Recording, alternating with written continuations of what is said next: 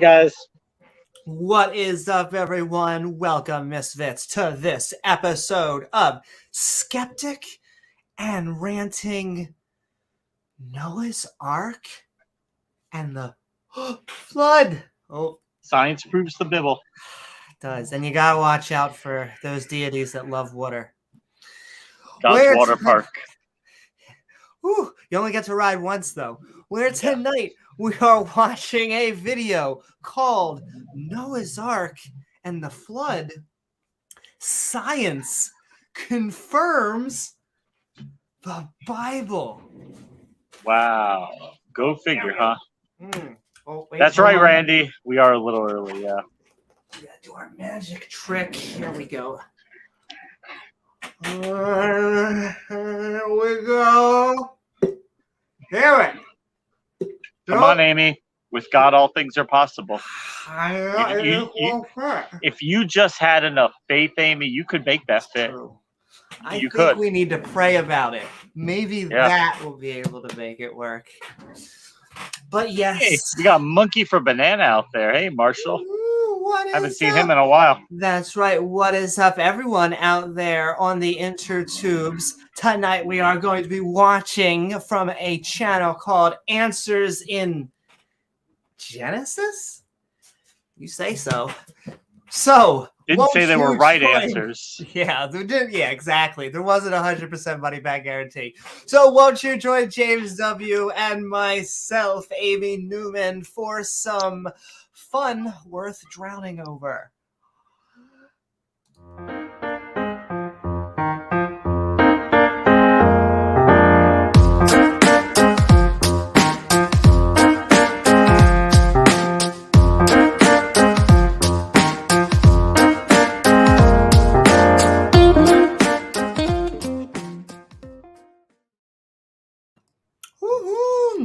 That's right. I want to thank you all again out there for joining us on the interwebs. Earlier than usual, huh? That's right. They make time periods like this. I think there's almost daylight. You could almost see. What's that thing up in the sky, Amy? What is that ball of light?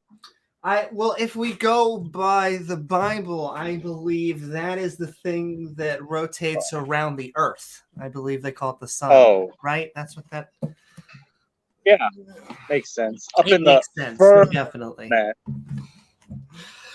But yes, please don't forget to like, follow, or subscribe, because then you gain access to that all button icon, which once hit gains you reminders to join our live streams. What is up?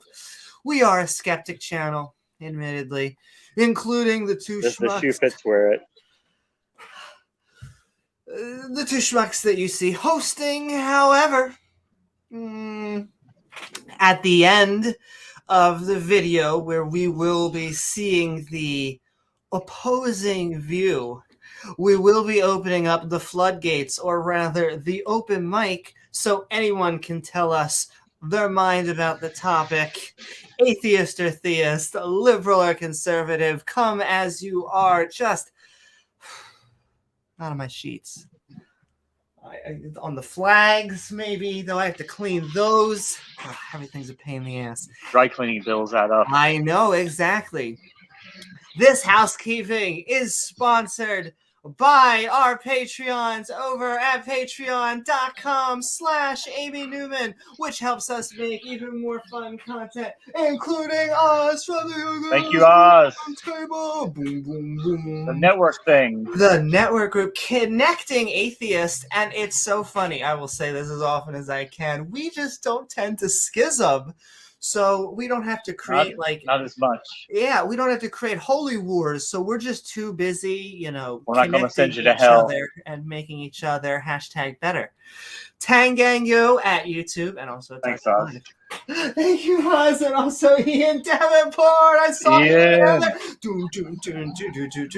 Who, I mean, he's basically also manning post at the Facebook live group because we are streaming both on Facebook, YouTube, and Twitch. What's up, Twitch? Send love, Ian Davenport. Skilling for all social forms of So social media. that admittedly is, actual intelligent design. When we look for things like humans, they actually sprout naturally. They do not have to, no coaxing has to be involved. Consent, but, two sheep are generally just hump-a-bumping. Same with trees and fungus and all of life. And also sending love, too. When we listen to creationist claims, I was just talking about Like the Bible's right. As we're getting set up is science proves the Bible. Any 6,000-year-old claim is just borderline flatter. Okay, you can believe any religion. You can believe. You can say you're a classical theist. You could say you were a deist. You could say a Christian, a Muslim, or a Pastafarian. Jew. Scientologist. Pastafarian, bless his noodly appendage. Just please tell me that you understand that the world is not 6,000 years old. That's really all I want. If only, Amy, if only. If only it works so, that easily. Because then people like Diana Smith and myself and 51% of humanity wouldn't have gotten treated like crap throughout most of religion's history. Oh, but I'm sure they're catching. Yeah, but how can we even say they were treated like crap? Because how can we base that on if we don't have a guidepost to gauge our morality? Exactly, James. If we don't have an omniscient, omnipotent being, how would we know down at us 24/7, 365? I feel like, how would we even? Well, how would we know logic? So I don't even know how I'd buy a hamburger at Wendy's. But I mean, we would just go pillaging and murdering, just like all of the people right before Noah's flood. They knew God existed. No, I think they forgot about him. Oh, they must have. They forgot about him. I will say, if you ever just need a clear cut, you got a plot device right in there. You might as well just wipe that memory. That actually happens to God several times. People just keep forgetting about him. He's got to reintroduce himself. Like, oh, hey, Moses, I know I've been out for a while, but hey, I'm the same dude who was talking to Abraham like 400 or 500 years ago. That was me. What's up, bro? Yeah, I know. I'm the same God. Go figure, huh? Yeah, I know. And it was basically like 10 minutes, an hour, as long as it took to basically get, I don't know how, I think printers didn't work quite the same, but as long as he got those 10, tablets, and then he came down and they were just like, we know that we saw basically a God defeat an army, and I want to say drown an army, kick butt, took names, did some magic. But, Yahweh, he killed a bunch of kids. He killed those kids. He fucking slaughtered those kids. Got us through. They had it coming. They deserved it. When you want to end a story, you want to have a fantastic special effect just to bring it home. And so I think, you get that parting of the sea and then the coming back. It just makes it good no matter what story or movie you do. And Absolutely. And yet 10 minutes later, I mean, I'm not saying that he didn't do all of that and we witnessed all of it, but James, Moses has been up on that mountain. Golden calf. I know, exactly. Moses has been up there. He's been up there for a little bit. I mean, remember all that gold God told us to steal from the Egyptians on our way out? I mean, why don't we just melt all that down and make a golden calf to worship? What could go wrong? I mean, what could go wrong with that? I mean, honestly. Apparently, the same thing over and over and over. Humans, it's always our fault somehow, never the gods. Though somehow we do keep on fucking his shit up over and over and over. I don't know if I should be pitied at these people or impressed, because in one form it's like they're in the Saw movie, but in the other hand, they're doing very well. Some of them. Moses has stuck around for a while. He's still kicking along, even though he's been told he'll die soon. Exactly. Won't make it to the promised land. Unlike our fantastic... Thanks for nothing, God. I brought you into this land of Egypt. I can take you out of it. In, out. Not like the That's what burger Pat food said. joint. But also sending love to Pat. Hey, Pat. The resident, our favorite archaeologist. Real life Indiana Jones. That's right. Exactly. When I imagine Pat going out there, finding artifacts, killing Nazis, rediscovering theology, I imagine him doing so with kind of a sacred artifact over here and a whip in another hand here. Fighting Nazis, exactly. Yeah, you just killed a bunch of Nazis. Yeah, it happens. He's Pat. Sending love to Pat Lowinger. And also, you should check out many awesome episodes of Talk Skeptic to Me that Pat has done with us, as well as his own content also at youtube.com/BiddyBuddha_. The fantastic, fabulous, and wonderful.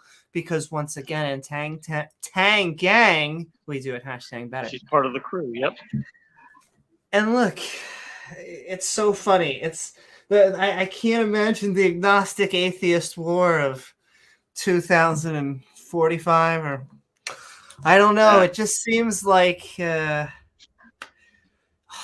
even when they're the same denomination, they oftentimes can't agree with each other, which is also interesting. Like, you could be two different forms of Calvinist. You could be two different forms. A 5-point, a 4-point, a 6-point, a pure Calvinist. All saved. Once saved, always saved. Who knows? Well, check out the next. You will struggle to find two Christians who agree with each other. Forget about everything on anything. They all have their own take on almost everything. And it's almost never their interpretation of it, which I love. It's always the correct interpretation. Yeah, it's always this what is God not me actually saying. This is the revealed word of God. I'm just going by that. Well, wait, so is the other guy. He thinks it means something totally different. Damn. Well, no, I'm objectively right because I'm right, and he's objectively wrong because he's misinterpreting it. Oh, that's right. He just needs to understand the book like I understand the book. He shouldn't just be like, can't just read the words. You got to look between the words, around the words, under the words, over the words, inside the words, turn them right, left, inside out. Look, do the hokey pokey and you shake the bibble all about. You gotta go all around. That's right. But yes, we are sending love to Pat. Thank you, Pat. We are also sending love to Dale Pastel. Dale. I mean, this is the theme of skepticism, unfortunately, for many of the creationists, which is we're looking for a little bit of empirical evidence. The one thing that they always say that we're cheating about, though I have to say, if empirical evidence is off the table, so is an almighty God, or at least an almighty God that gives a shit about us knowing about them. No, he wrote a book. He told us all about it, Amy. You'll get to read it.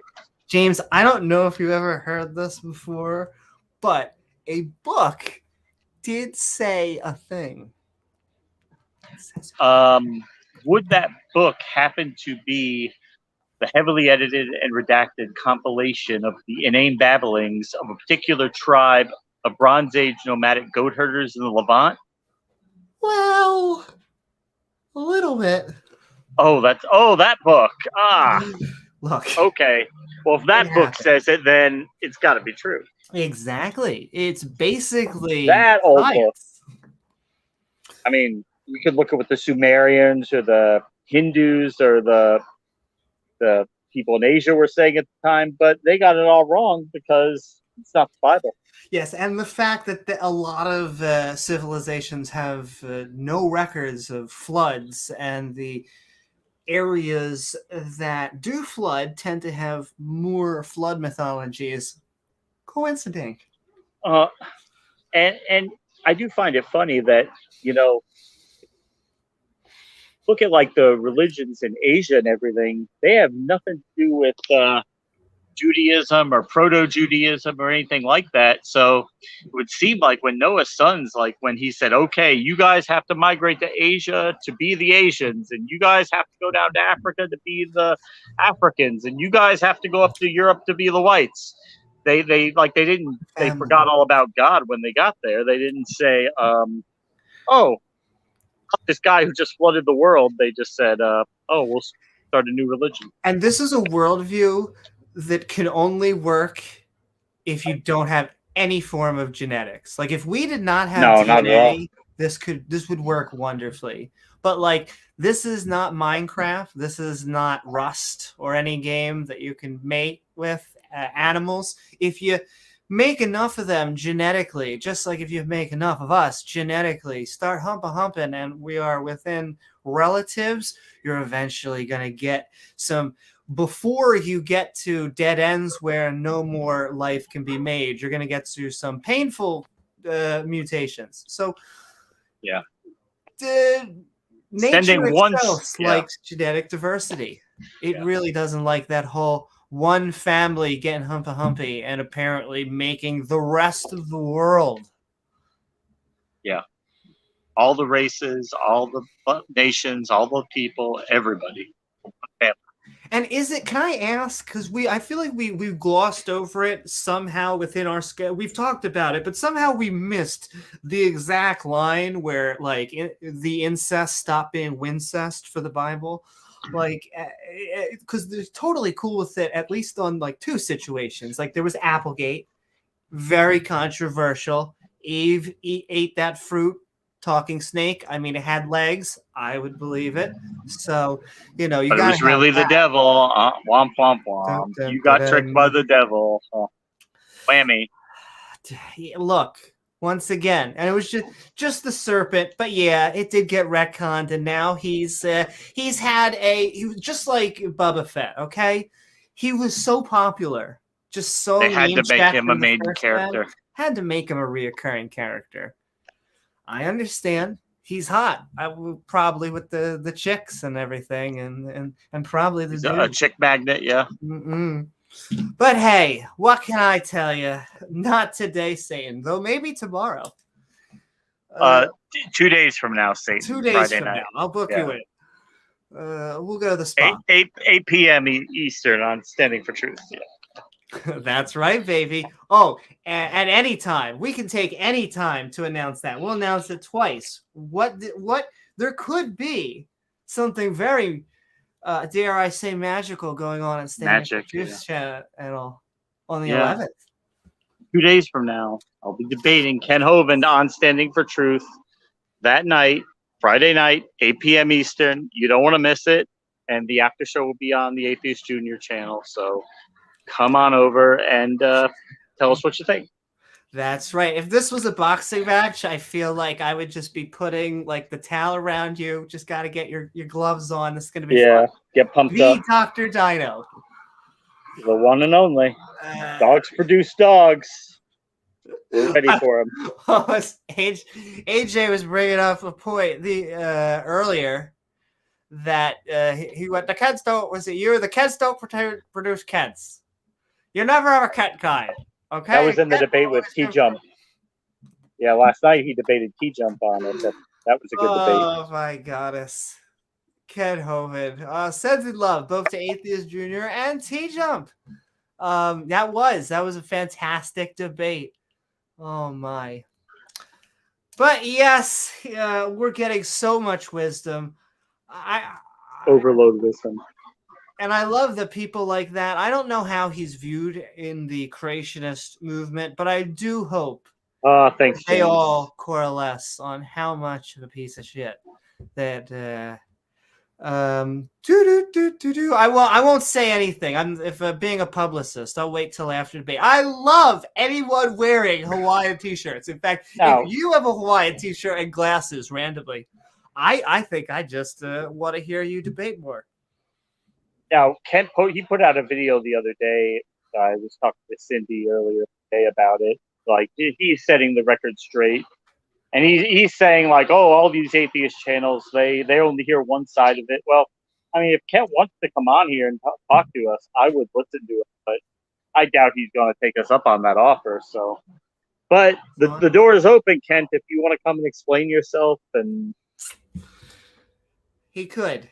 Oh, like I said, I don't think it's going to happen. I have seen they cry. There's no atheist channel that will let me. The non-believer skeptics, they're so mean because they won't let us. We're not free speech. We censor them. And exactly. Well, ladies and gentlemen. Commie cancel culture. I know, exactly.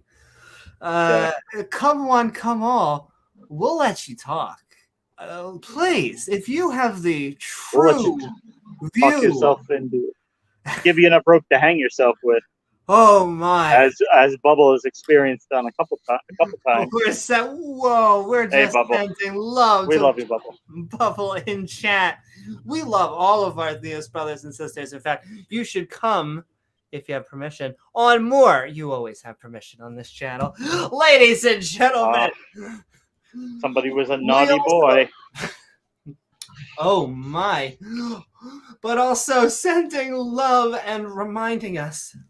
Well, the Quran, as I cough more, and the Bible are both flat earth text. Or at least you could take that interpretation away from just taking a nice little look in here. Come on, Bubble. You haven't been hidden by the mods yet, so apparently they're giving you a long enough leash to operate with.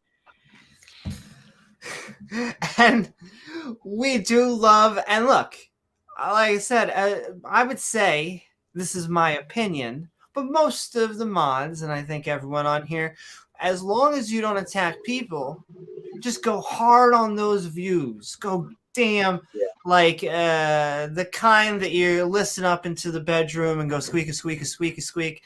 We'll let you come on and say whatever you want. Just don't break the one and only true gods that we know of, which is the TOS gods. Isn't that right, YouTube overlords? Come on. No? Okay. No. Anyway, sending love to Dave Carr and sending love to Scott Duke, who reminds us that thank you, Dave. Wow, there was. You're generally not the superhero if in the story all of the animals die and it's your fault. I'm just putting that on the table. But right Amy, I guess it's not their fault. It's all the people's fault for being so bad, so naughty that God had to kill them all. Mm-hmm. So naughty. And to give a spanking, it was so or more a drowning, which is less fun. And it was so effectual, Amy, because apparently God tells us there were a lot of assholes before the flood, and there's a lot of assholes today. So might need another drowning. Though he said, in his fairness, after this happened, spoiler alert, God said that he would never kill humans via drowning ever again. Well, now, if you notice the asterisk on that sentence, oh boy, did you? Now, Amy, he didn't say he wouldn't kill humans. He said he wouldn't kill all humans. Exactly. So he still could drown a few humans here and there, but he will not drown the entire human race again. Exactly. He's not going to make Peter, how you doing? Same mistake twice, even though he does that over and over. What is up, Peter?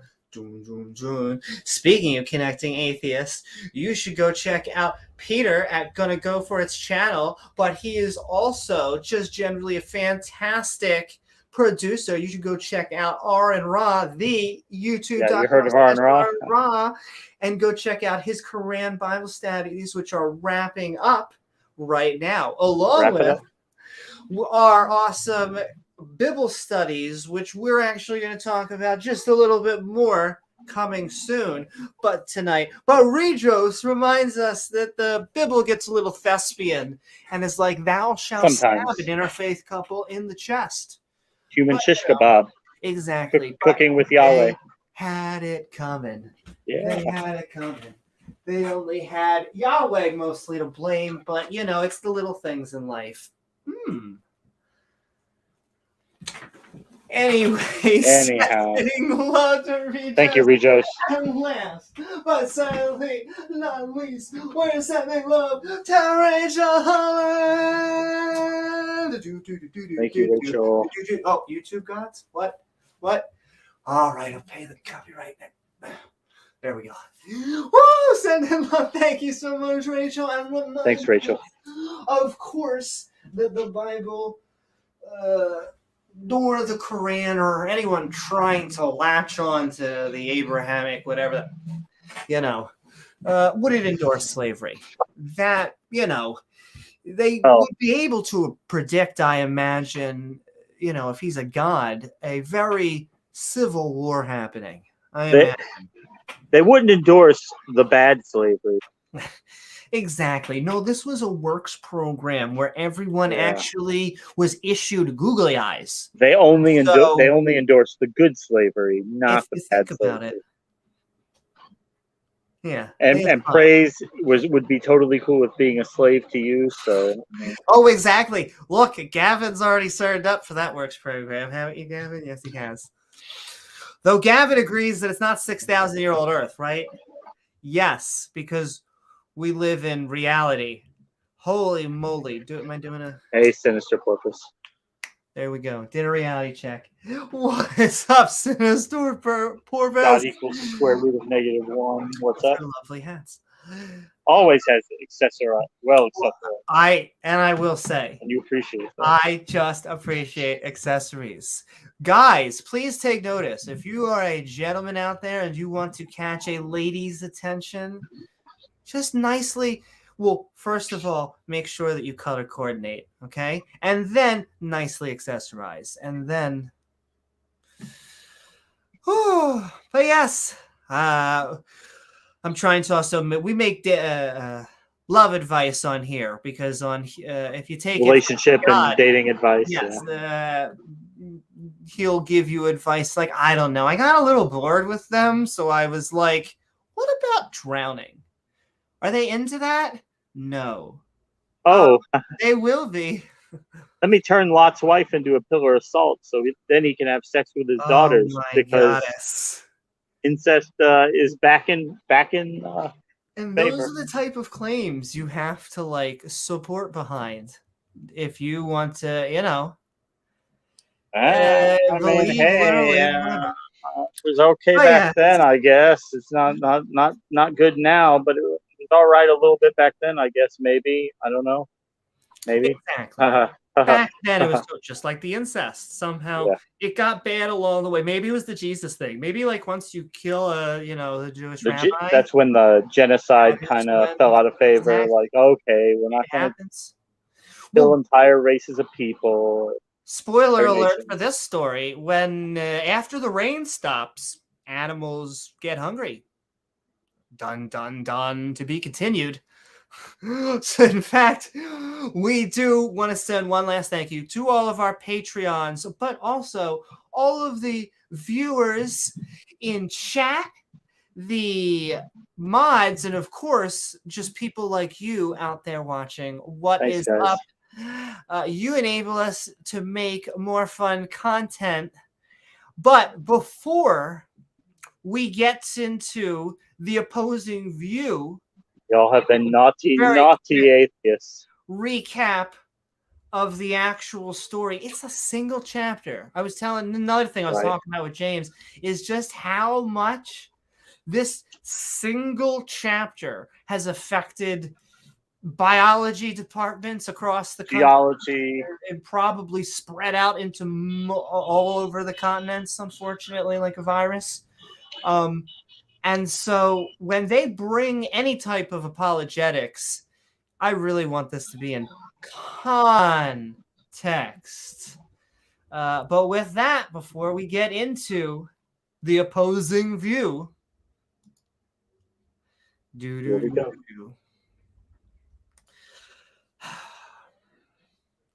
Noah's Ark. Snark. I know, a little bit of a snark. And the flood. Whew, more water than I was expecting. Did not actually happen. there never was a single family on a boat while the entire world drowned. From a flood? No. This is a classic mythological tale. Ones like Prometheus and the theft of fire, which explained how we acquired our technology, came about because the Titan, Prometheus, stole fire from the gods and gave it to humans. In much the same way, Noah's Ark explains the diversity of how life came to be. With a global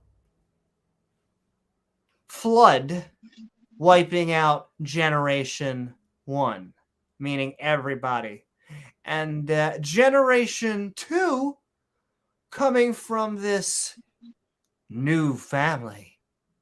Luckily for us, the God of Love doesn't care about incest till much later. Though we could take a moment to think about how breathtakingly silly this would be for a god to do. We have to first assume that everyone on Earth is evil. Not most, not half, but every single person on Earth. Except for only yeah. exception. Totally. One family. Totally makes sense. It's the asterisk. That's why you got to look out. 99 only kills 99.9% of humans. So you got to watch out for that God-flavored bacteria. Everyone, man, woman, and child. Even evil fetuses. Unborn children, yeah. Yeah, them too. Not to mention all those evil animals. Well, other animals, but you get what I mean. Everything is evil. 24/7, 365. Especially the porpoises. And God doesn't want to be a dick about it. But, you know, there's nothing he can do. Sorry, not sorry. Yeah, sorry, not sorry. You didn't get that invite. He doesn't want to break anyone's free will. So he decides to drown them all. Why drowning? Well, because it makes great sadomasochistic porn for this deity.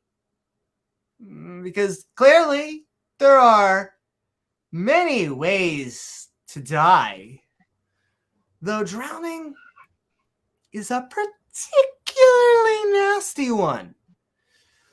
So, are we to assume these people suffered not just pain, but an immense amount of pain before their ultimate demise?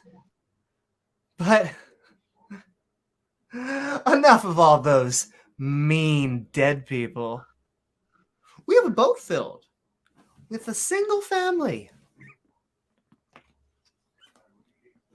Bible family values. That's right. We have our biblical family values. And you know, the patriarch is admittedly a 600-year-old drunkard, but somehow he was not drunk enough to find every 2 of every animal on Earth. Including the dinosaurs. Which, speaking of kitty overlords. Yeah, but if Kent were here, Amy, you would say, well, Amy, the Bible says that Noah didn't have to go and round up those animals. The Bible says that the animals came to Noah, so God instructed 2 of each of the animals to migrate to the ark. So Noah just had to open the door, and God made him walk all on in. You're making it.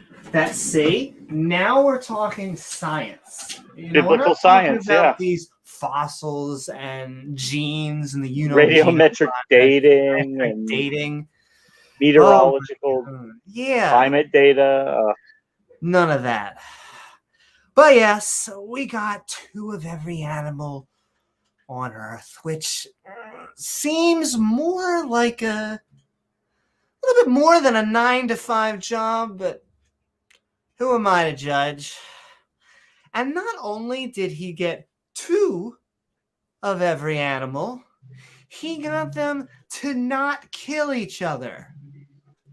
Apparently, because before this massive extinction event, which was Earth 1.0, carnivorous animals didn't exist. And it must have been the moment they landed that the tiger was like, hey, fuck this salad shit. I want a steak. Because, ladies and gentlemen, we're not talking about science here. We're looking at stories like Prometheus, an event which did not happen. So when we talk about Noah's Ark and the flood, we must remind ourselves that we are dealing with a mythological story. Bullshit.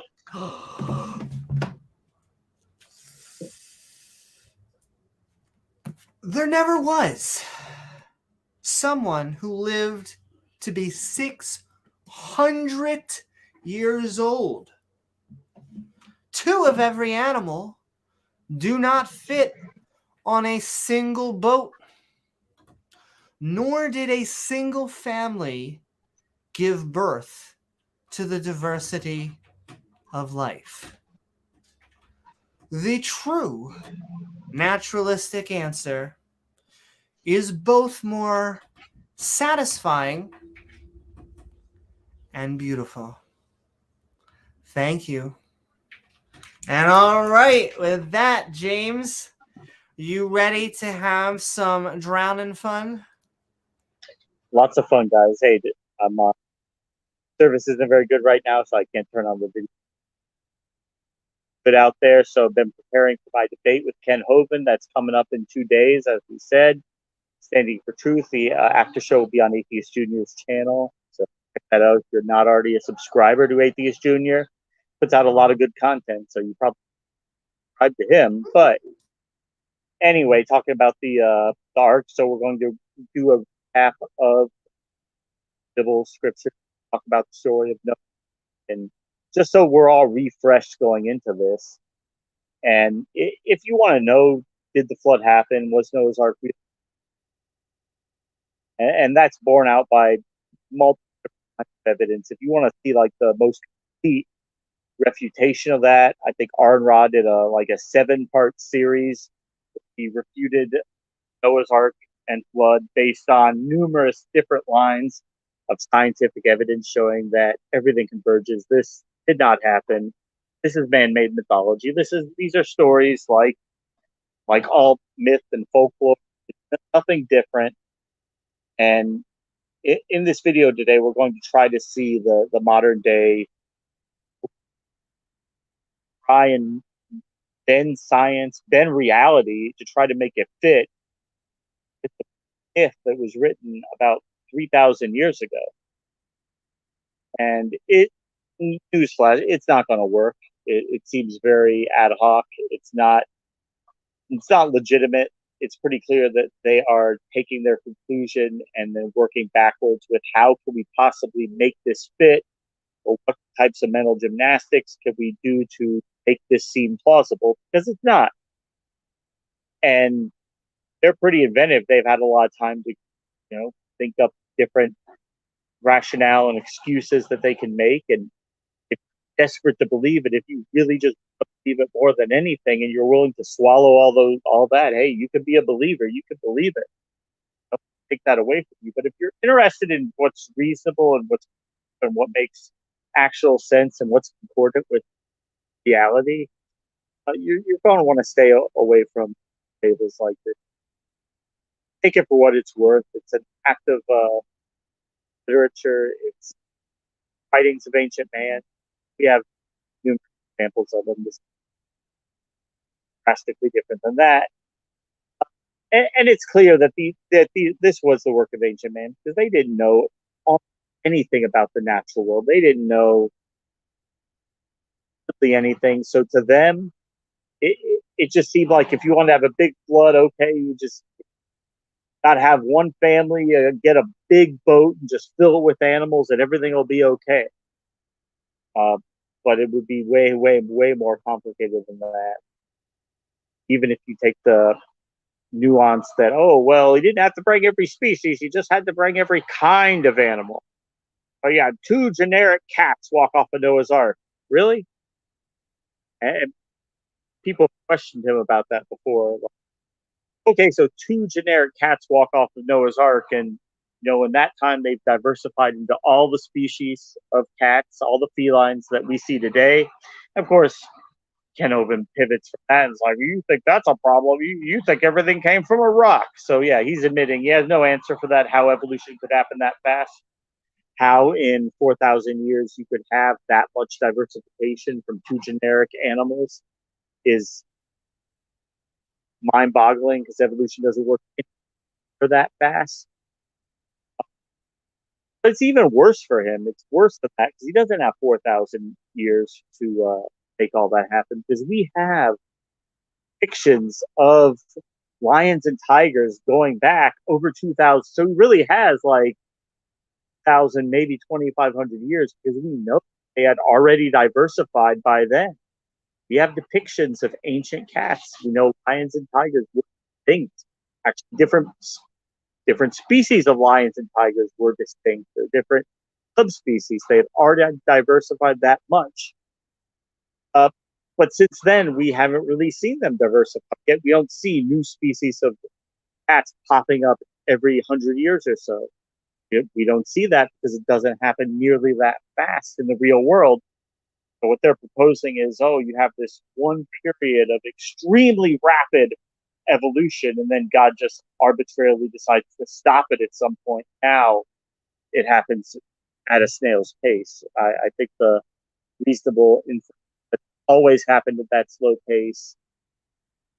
Fossil record is true. Animals evolve years. All life on Earth has a common ancestor. Same genetic material. There's no evidence for a designer. In order for a common designer to be a rational answer, you first have to show that there's any likelihood that a designer exists. We don't have any of that. All we have is them pointing at something and saying it's designed, and therefore that implies a design. Because it doesn't appear that it's designed. It appears to be very haphazardly and randomly collected. It does not appear to be designed. They mistake things that are complex with design when, as Arn Ra said, the actual feature of design is efficient simplicity. You don't want something incredibly over-engineered that has extra things that you don't need, very complicated. No designer would design something like that. We don't see that life. We see evolution working with what it has. We see a blind process that there's no evidence of a top-down direction. It's just life being acted upon by the environment and physics. That's all we see. That's all we've ever seen. We have no reason to think anything else happened. And we know that this flood didn't happen. We know that it's a myth. And the funny thing is, for those of us who are Christian, even Jewish, that were brought up too with the story, and we all remember like the Sunday school version where you're in Sunday school, they're passing, you're coloring pictures of oh look, here's Noah's Ark with the look at the there's Noah, he's at the wheel, and look, there's a smiling giraffe sticking their heads out the window, and there's maybe some sheep or whatever. This is happy. This is great. Um, but you really have to take a step back and realize you're talking about the genocide of millions of people, dead bodies and decaying flesh that would be floating around that ark would kind of push the buzz of people on. They do really make it like genocide, kids edition. Right, genocide. Yeah, yeah. Hey, look, it's fun. It's a big floating boat with animals. It's a big petting zoo. Big petting zoo. This is fun, but it's really a lot darker than that. But the thing is, as with a lot of these religious ideas, when they're introduced to you when you're a child and you don't really have a great understanding of how the world works and you're learning, your brain is still forming connections and ideas and beliefs, and you take in a lot of what people that are older than you that you trust at face value. I mean, if they're telling you a guy comes down the chimney and brings presents, and even if you don't have a chimney, oh well, he still finds a way to get in and bring the presents. Say, well, hey, if they told me that, it makes sense. I mean, I guess he is real. Thing is that at some point, once gets old enough that they start making the connections that story just does not add up. At some point, the adults around them realize that time to stop reinforcing that, because at a certain point, you're actually doing harm if they know that it's not true. Just keep telling them, no, no, no, it's really true. And you keep inventing more and more outlandish excuses, try to get around reality to try to make it true. And that's really what's happening here. It's just don't stop reinforcing the myths. They just keep doubling down and keep inventing new elaborate excuses and more elaborate mental gymnastics to try to make this seem plausible. And it's not plausible. And that's the simplest explanation. You don't have to. That was one of the things that when you shed the theistic baggage, when you leave religion, you don't have to make up excuses, engage in all these crazy mental gymnastics. You have to apologize for God and try to explain why he's actually good, even though like he does lots of bad things all the time. You can just say, no, it's just the writing of ancient man with ancient man's ideas. That was how people thought back then. That's the much more reasonable. So thanks, Amy, and let's get into the Bible. And all right. What we are actually gonna do, because before we just jump into, we want two different sides of the opposing view, because I really want to get the full context. And another thing that James and I were talking about as we were preparing for this is just how short of a chapter. It's just a single 24-verse chapter in this one book, and how much trouble it has caused us. And so I just very quickly, James and I would like to give all of the skeptic, non-believer, atheist, or theist the science that we are being purported up the bat. Because I think a lot of people can talk, as James was saying, a lot of bullshit. When you really are using the wonders of your own brain, your modern brain that knows all this science, you could really try to latch on to a bunch of whole other science and pseudoscience and mix it together to try and create something interesting. Let's see what the actual text says. So we're looking for answers in Genesis. That's what we're about to do. So look at the book of Genesis, chapter 7, Noah's Ark. Ladies and gentlemen, if you've joined our Skeptic Bible studies before, you'll know that we just have some lovely categories on here to the side. This is a version of the King James Bible, And we got some good violence for you, because what would a good biblical story, and I will say the Old Testament sure does love its violence, but it's not just that.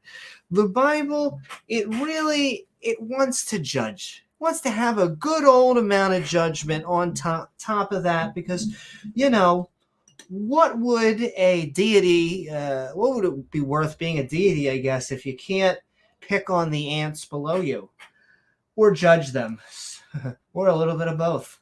And of course, there are no contradictions in the Bible. That is what we here at Skeptic Ranting we like about the good book, is that it never contradicts itself, ever, ever, ever, except maybe in this one chapter that we may be going over tonight.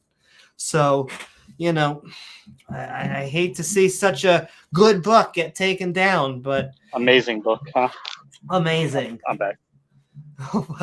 And once again, this was just his teenage years, so I gotta understand. But we're breaking into it. Let's look at what Noah's Ark actually says. And I do have a revelation. I was given revelation recently. A form of a god came down to me and said that you must represent me every time. Yes, Bob is my name, the Lord Bob, but it's actually his noodly appendage. Very close, very close. And so I've realized we must pay homage each time that we say, and the Lord Bob Larson. Right. Yes. This is Bob Larson's final form, actually. He evolves into this. But set on to Noah, the main character currently of the Bible, because, as people die, you got to get new ones. Come through, and all thy house into the ark. What? Ark. What? The big boat. The big boat thing. Oh. The boat. Okay, we're going on to the boat. For thee have I seen righteous before me in this generation, or at least the most righteous, because you've been kind of getting drunk and walking all over the place. Anyway, that's after. Of every clean beast thou shalt take to thee by sevens, the male and his female, and of the beasts that are not clean by two, the male and his female. Science. Once again, of fowls, also the air by the sevens, the male and the female, to keep seed alive upon the face of all the earth. Okay, what did they just say? God said to Noah, it's time for you and your family to get on that big-ass boat. You're the only righteous person in this generation. Nobody. Boat we've been building? Take 7 of each clean beast. I like how they describe. And fowl, and 2 of each unclean, male and female. If they're dirty, just get 2 of them. They'll be fine. A very foul fowl. A very foul fowl. Do you guys have Abraham at KFC? Damn it. Some of that fried fowl. But it's only if it's kosher. For yet 7 days I will cause it to rain upon the earth, 40 days and 40 nights. Kind of like the movie 40-Year-Old Virgin, but everyone dies. 40 First Dates. That was a terrible movie. Hey, look, sometimes you gotta do it. Gotta get through those B-movies. Every living substance that I have made will I destroy. Really? From off the face of the earth, because I'm the good guy, and that is what I do. I kill everyone. That's what the good guy does. See, you notice, like, right there, he's saying every living substance, including the plants, but yet the herbivores have food. So did God, like, recreate all the plants after the flood? Like, okay, poof, I'm going to create new plant life. Because it said okay, I know the apologetic Ken Oven would say, well, according to God, plants are not life. They're more like biological machines, so God could keep them alive through the flood. They're not really life. What? Is he serious? Because, I'll be honest with you. and I know this is specifically my pet peeve, but what he is saying, and he doesn't understand how stupid that is he is saying that the only life is conscious life. Basically, because yeah. If you are going to eliminate plants and fungi, our brothers and sisters in the multicellular bureaucratic revolution, then oh my goddess, we'll just throw in single-celled organisms and you got nothing left but animals. That's it. Now, Marshall, this is actually a very good point, and I've raised similar points like this before, like when I've been going through Genesis, even when I was a Christian, like, well, wait a minute, so God is punishing the people in Sodom for being gay, but he never made the law that he never came down and said you cannot have sex with another man. He didn't do that till later on. So how did these people know that was bad? And they're just going to say, well, it was written on their heart, the natural law, things are inherently wrong, and they knew it was wrong even though there wasn't a written law to tell them. And if I could just pick on, because I like to throw stones at all the Abrahamic religions, a recent thing I learned is that in the Quran, like in Sodom and Gomorrah, he like name checks man on man fucking sex. Like they're not. These two dudes are getting it on. Not have sex with your wives and have sex with men. It's like, like he somehow gets more homophobic, but not saying that it's any better in the Old Testament, because I'm pretty sure when interpreted, they then kill them still with stones. So once again, just the more you learn about all of the religions, the less I dislike them. So much fun. But I love the theists, the actual theists. I do love you. So then you would have to say that God must have specifically told Noah what was clean and what wasn't clean, even though it's not recorded. Like I said, you got to go deep, James. You got to find if they're clean or not clean. Yeah, Noah couldn't have wrote everything down that God said him. So, and when Moses wrote this down, he knew what was clean and unclean. So he didn't have to. I will say, put that in the text. He had a lot of experience, which we're about to find out. I just want to give one more emphasis, though. This is your good God. I will do. For yet 7 days, I will cause it to rain upon the earth. 40 days, 40 nights. What I have a bachelor party, and every living substance that I have made will I destroy from off the face of the earth. Once again, the good guy.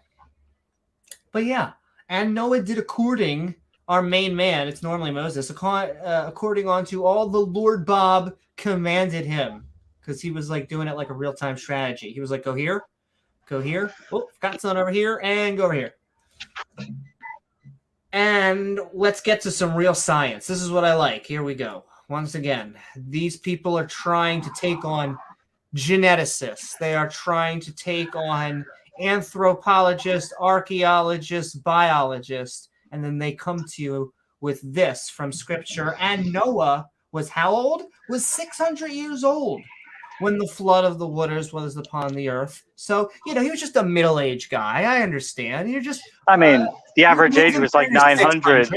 Yeah. 800, 900. He's middle-aged. You know what the problem is? After you're 500, it's much harder to get the weight off. 500 is the new 50. It is, exactly. And so it's impressive that a man of 600 years old would do anything. But, how about repopulate Earth after getting 2 of every species ever?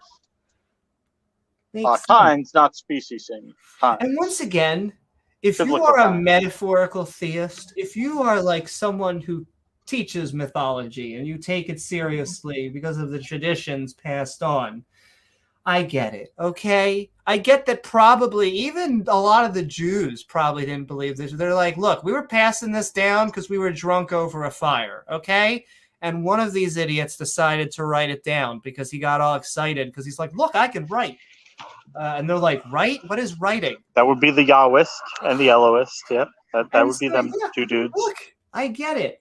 But after a certain amount of time and a certain amount of people trying to push it, literally, we have to, just gently push back because, not science. 600-year-old dude. Definitely. Not science. Yes. And Noah went in. He's like, oh, what a lovely day. It's been raining, but the ambiance is great. And his sons and his wife and his sons' wives with him into the Ark Park, which, had attraction. Ken Ham. Exactly, of Ken Ham. He was there. Little known thing in the DLC they don't tell you about. I think they had 6 cars today at the Ark Park. It's wonderful. Things are going wonderful there. Eventually, we are going to tour all of those theological parks, and if they're still around, if they still exist, yes. Dinosaur Adventureland. But by then, we'll go to Dinosaur Adventureland with their new owner, Matt Powell, I think is his name. Yeah, that's going to be the guy passing the torch. Passing the torch, whether by his own hand or by in cuffs. Do. Yeah. But yes, of clean beasts, and I'm a clean beast. And just because you missed, if we missed it all, it's because the Ark Park is getting flooded by water. Of clean beasts. Insurance claim. Got to make an insurance claim. Exactly. Oh, that is my favorite. If you guys $40,000 worth of damage that the rain did. Ham, the dude who built an ark, trying to prove and showcase how I guess in his head, a naturalistic way of building an ark. I imagine it wasn't a single family that built it, but no, it was with modern construction equipment. Yes. It took him like several years. It took him probably a good 8 or 9 years to build that thing with modern equipment. With modern equipment and probably a whole lot of money. And then after that was done, all said was done, they had to sue, ladies and gentlemen, for what? For what? Water damage? Water damage. You could not make this shit up. Like, if there is a God, they are trying to prove they don't exist. That is what that is saying. Oh, I mean, Ken would say, well, Amy, we just built this ark. It wasn't designed to float like the one Noah built was designed to float. Ours wasn't designed to handle all that water like the one that Noah built. Ours was apparently the only boat that couldn't last in water. So the 600-year-old man 4,000 years ago did a much better job building that sea with one family and no modern equipment. Exactly, but he was lifting a lot more. Moses was in shape, so I understand. Noah, yeah. Or Noah, I'm sorry. Like I said, my one patriarch to the next. Just so much, everybody's just a fan of those 10 commandments. You can just stick them in any secular place that you try and get your views into by force and government. But sending love. Why are we paying my tax dollars to teach evolution, to teach your religion? Thank the unheavens that the K through 12 education system, most of the science teachers actually do teach science, even in parts where creationists dominate. They do their job day in and day out. And that is why the creationist bitch, honestly, is because I mean, yeah.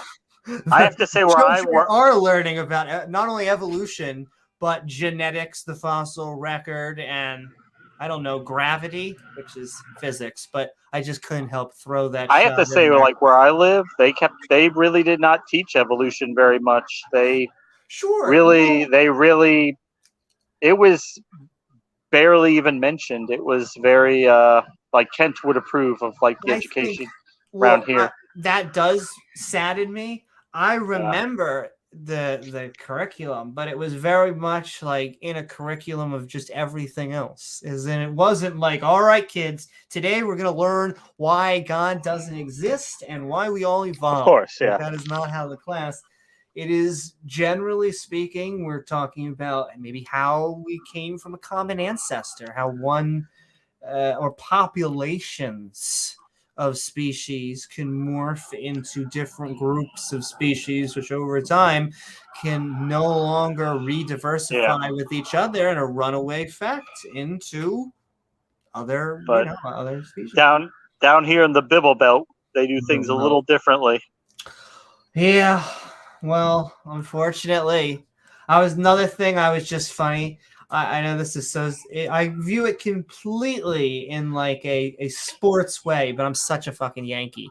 Like, I am so happy. Like, every time that I see a Confederate flag, I'm just like, you guys, you can be proud of that. I'm proud. We know which side got slavery. Well, eventually, right. Eventually, because let's not go too much credit. But my lordy, had to kick people dragging and screaming into not owning other humans as property. Now, humans are shitty sometimes, so they just do that in general. That's not what we're angry about. The humans who were being shitty use the religion as a shield for why they were being shitty, and to then even stand on a moral high post. Well, if you use that book to justify your morality, feeling good about it, exactly. If you use that as your morality, and I've even heard a Christian say that we both know, say something like, "Well," and the debate was on veganism, and like, is that obligatory? Well, the Bible doesn't say it's obligatory, so therefore I have to go with it's not. But I can see where you're coming from, which I'm not promoting veganism. It's just that Christian they'll appeal to the Bible first, and then they'll. What I can appeal to is what I hope, because I am an omnivore. Honestly, I should eat more vegetables instead of being just a carnivore. But I think eventually the moral thing is to not eat creatures that are conscious. I think it'll happen one day because of market pressures, not because of us doing the right thing. It's rarely because of that. I do love you, humans. I'm just saying. Well, I will say that we only listen to the abolitionists, that slavery only became viewed as a moral problem when it was not an economic necessity anymore. Once it lost its grip on the economy and the northerns, it is both. You have both that it gets hard for the people in, say, the status quo, and then you have, I don't know what you want to call it. Progressive could be such a triggering word depending on the group, but you have the people that are pushing for change on certain issues, and though that, I think, is always going to be met with both opposition and then an eventual win by, at least in the history, the religious views of social mores have not won any culture wars. I'm very proud so far to report. They do push, and we do go back and forth, but we win overall. Bubble says, do you people even study any of these subjects than mere cover? What I love than mere cover. Well, that is what I want to know, though. What does mere cover mean? Because we are literally reading it. It is like reading Harry Potter and then putting it down and then being like, did you guys really have you really read Harry Potter, though? Maybe we need to have like a class about the opening chapter. Maybe we need to have, what does the sorting hat mean to you? Can we really sort ourselves? Must we always fit into that archetypical hero? Is there advantages maybe to keeping? No, listen. I mean, I want to know if you are the man. And I'm not even sure if Bubble is an Abrahamic religious person. He's a pagan, as far as I know. Yeah. But I mean, I want to know deep. I want to go, I would say, as Ken Hovind would say, 15 feet deep. And so we're just moving along. I would just say, yes, I have studied the Civil War more than mere cover. If you want to come and talk about slavery in the Civil War, be happy to have that discussion with you.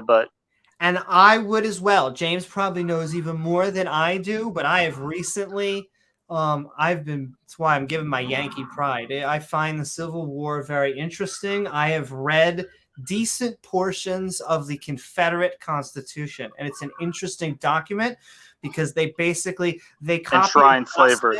A lot of, our Constitution, but then they butchered and like added a lot of theocracy and a lot of It was much more religious based. Yeah, they quote the Bible. Like, it is not in God. They are not even deistic. Like, they're not even just they're flat out. They're like, we are a Christian theocratic Christian. This is almost our birthright to own people. Don't you fricking take it away. It would have been if the Confederates won, it would have been constitutionally illegal to own people based on biblical values.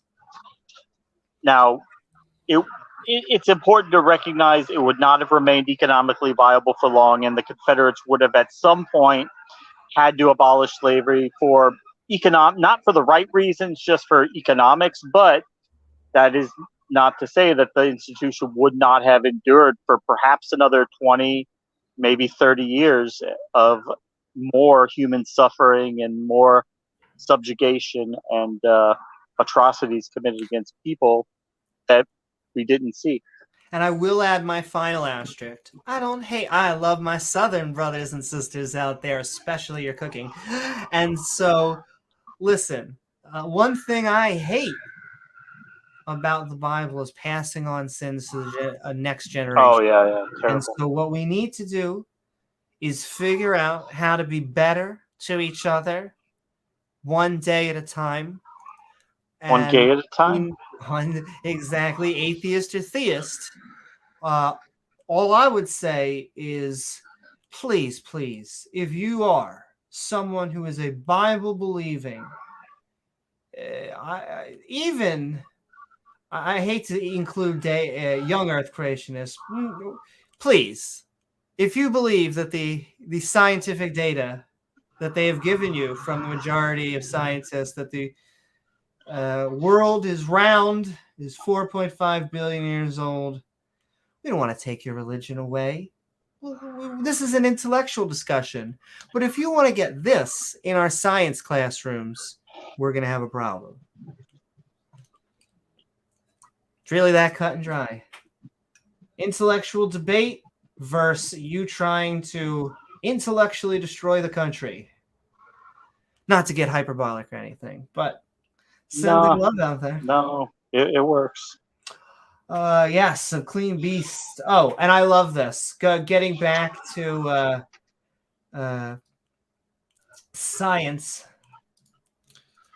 Creepeth upon the earth. I love the creepeth thing. Kenthoven creepeth upon you. But yes, they went 2 by 2 into the ark, male and female, as God commanded. And it came to pass after 7 days that the waters of the flood were upon the earth. And okay, the main meat, the great flood. I mean, had to be a great flood. If it was called the little flood, everyone would think that Yahweh was, but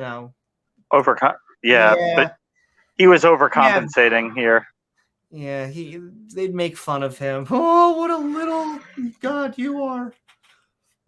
But the great flood can't just be a local flood. Because if it's just a regular flood, what the fuck are we even talking about? Like, there was once a video, I swear it's tremendous flood. Huge flood. It's like when you see this dude, it's called like, guy sits next down to bear. And just the guy is sitting there, and then the bear just sits down next to him. It's like 30 seconds to a minute of them just chilling.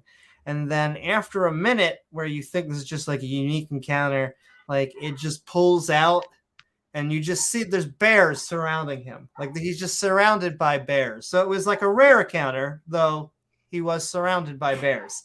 And so it just reminds me that, you can't have just a local flood. It can't just be like, you flooded this place that he was in control of, and then you pull out, and then there's all these other areas that Yahweh... She said pull out.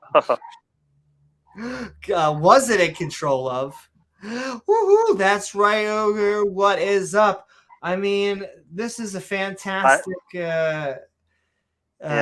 look into Genesis, and also answers in Genesis. They're just packed filled with wisdom. I was going to say that probably reminds you of the Bob Larson video where he's doing an exorcism over a Zoom call, which you do in the era of COVID, and then the camera pans out, and her husband is just sitting there twiddling his thumbs the whole time while she's going through these demonic manifestations, and he's just sitting there like taking it all in.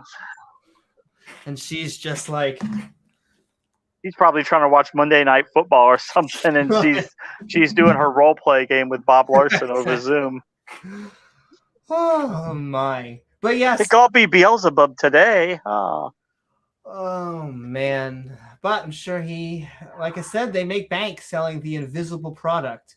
Speaking of buy those emojis. The Great Flood has lovely amounts of violence. We love violence when it comes to the Bible because, if you don't have sex, you gotta have something. And so we stab people and then we judge them because, I mean, they deserve it. Who are we to judge, James? Who are we to judge God?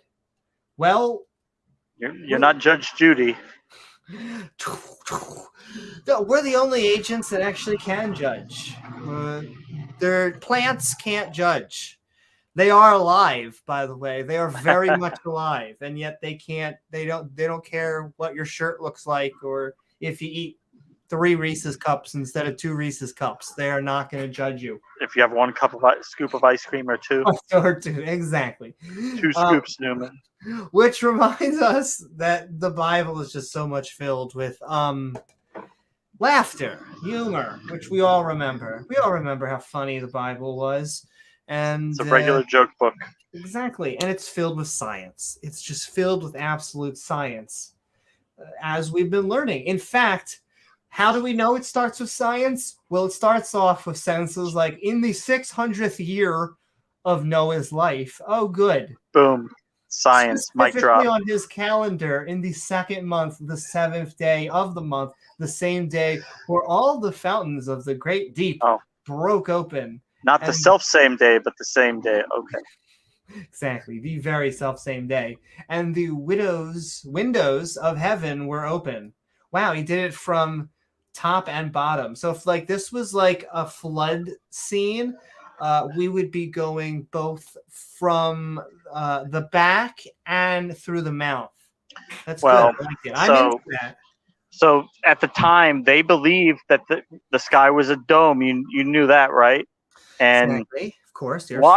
Why is the sky blue, Amy? Well, they thought at the time because there was another ocean above the dome, and so that God opened up he had these windows that he opened up in the dome to let the water in to flood the earth. So that's what which once again, that's a physical claim.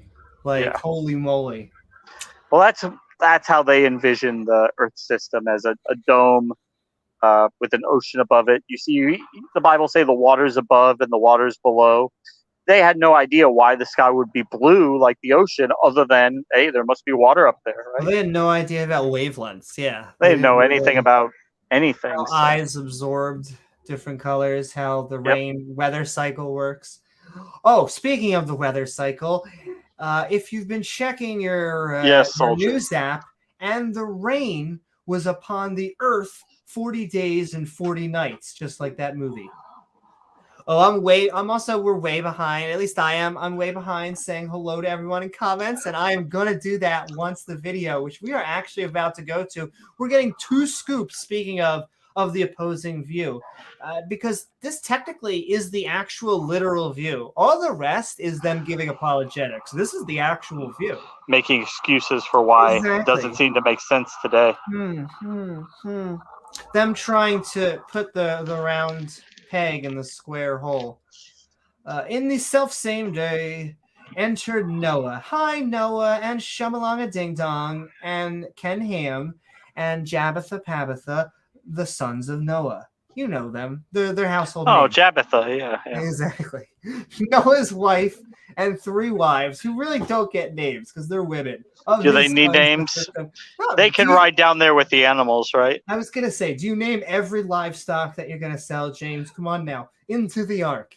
They of every beast after his kind, because that's science. And all the cattle kind after the Kent kind. After the creeping thing, the creepy and the crawly. What really, I love that term, by the way. Just creepeth thing. It fucking creepeth. Does it fly? Yeah, it's an but insect. But it's still kind of creep-a-crawler. Yeah, real science. That creepeth upon the earth after his kind.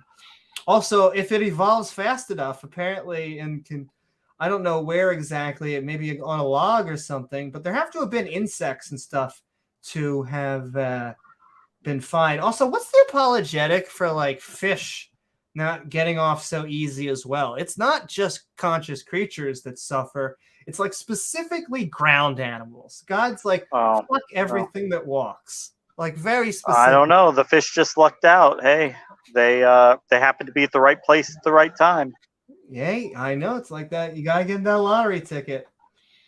I mean, I guess once the waters receded, a lot of them probably got stuck on dry land, so that kind of sucked. But it just seems like a very screw all of these humans that were my chosen people, but they were very naughty. How naughty? Well, they're gonna learn because they're gonna be dead. Thanks. Yes. Nice guy. But yes, they're creepy and they're crawly, and every foul game, like Birdman from Rick and Morty, after his kind. Every bird of every sort. All of them. Not just some of them? Not just some of them.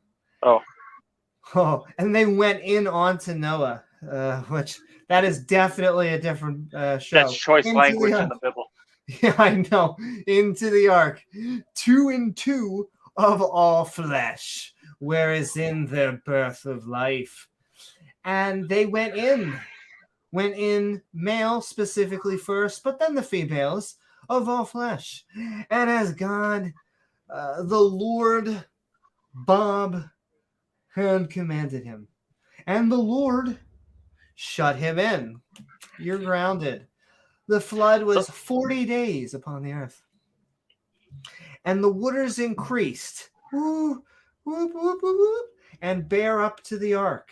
Just like those Sunday school chapters that James was talking about. It was lifted above the earth. Like I said, just add googly eyes to the dead and they'll be good. It's funny again. And the waters, good cup of water, prevailed and were increased greatly upon the earth. And the ark went upon the face of the waters, because that is what a boat does. It's magic. I know, the great miracle. The magic school bus.